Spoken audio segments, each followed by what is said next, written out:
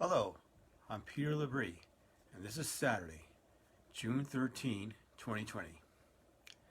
And today is St. Anthony's Day, as I already mentioned yesterday, because of Brazil's Valentine's Day, and the fact that today, all the love and the couples all get blessed on St. Anthony's Day. And I thought with just a few lines, but apparently St. Anthony is a much bigger figure than I had previously thought.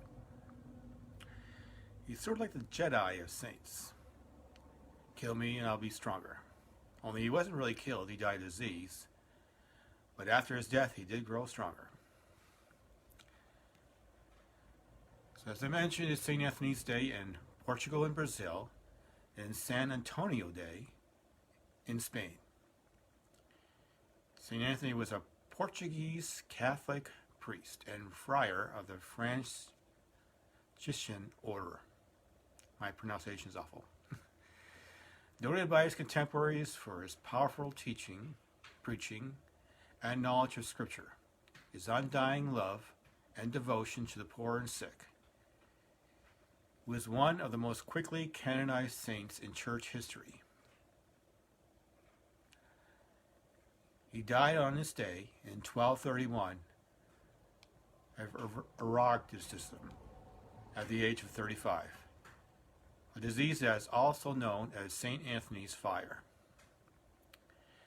It is said that children wept in the streets and bells rang of their own accord when he died.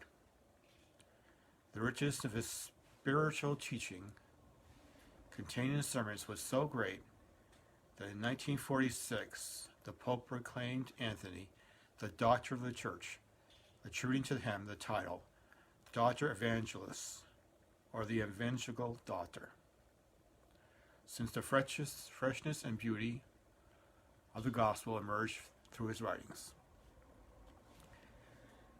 In 1692, Spanish missionaries came across a small Indian community alongside what was known as Yanaguna River on the feast day of St. Anthony, the 13th of June. The Franciscan chaplain, Father Damien Mazinet, renamed the river in his honor, and eventually a mission appeared nearby. The mission became the focal point of a small community that eventually became the city of San Antonio, Texas.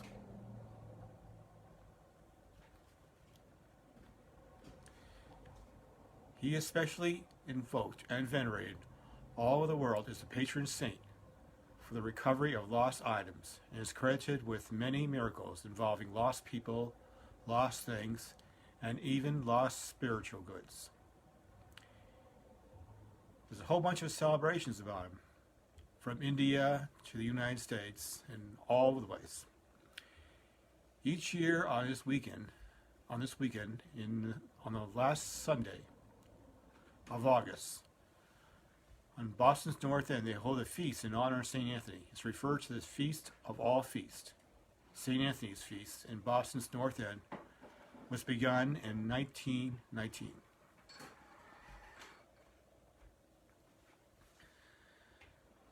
St. Anthony is known in Portugal and Spain and Brazil as the marriage saint because legends exist of him reconciling couples and saving marriages. Occasionally he took a post as a teacher, for instance at the universities of Montpellier and Toulouse in southern France. But as a preacher, he really shined. Apparently this guy must have shined a lot because he died in 1231, which is well before we even discovered the New World. But he's got a huge presence in North America, Central America, and South America. Hundreds of years after his death, and thousands of miles away from where he was. And this guy's fame and legend just grew. So that's why I call him like the Jedi of saints. Even after his death, he will grow stronger. Okay, on this day in history, in 323, Alexander the Great dies. In 1866, the U.S. House of Representatives passes the 14th Amendment, which is the Civil Rights Act. In 1966, the U.S. Supreme Court hands down its decision in Miranda versus Arizona, establishing the principle that all criminal suspects must be advised of their rights before interrogation.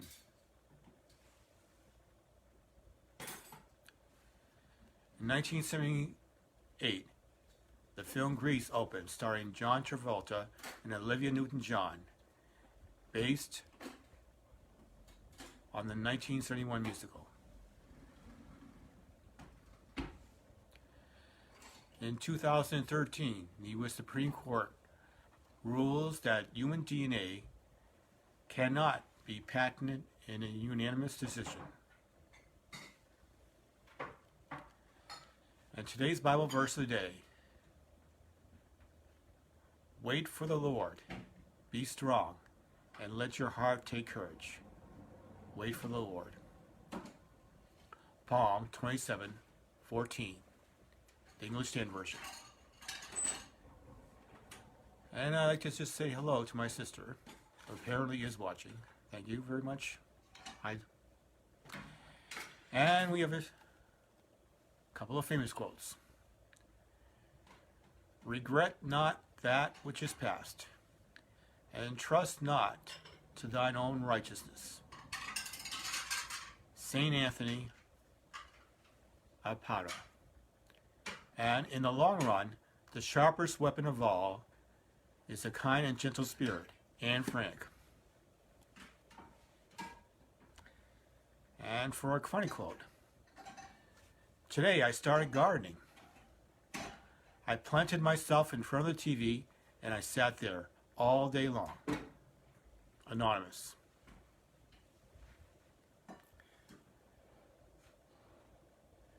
And thank you very much to all the people who watch my video.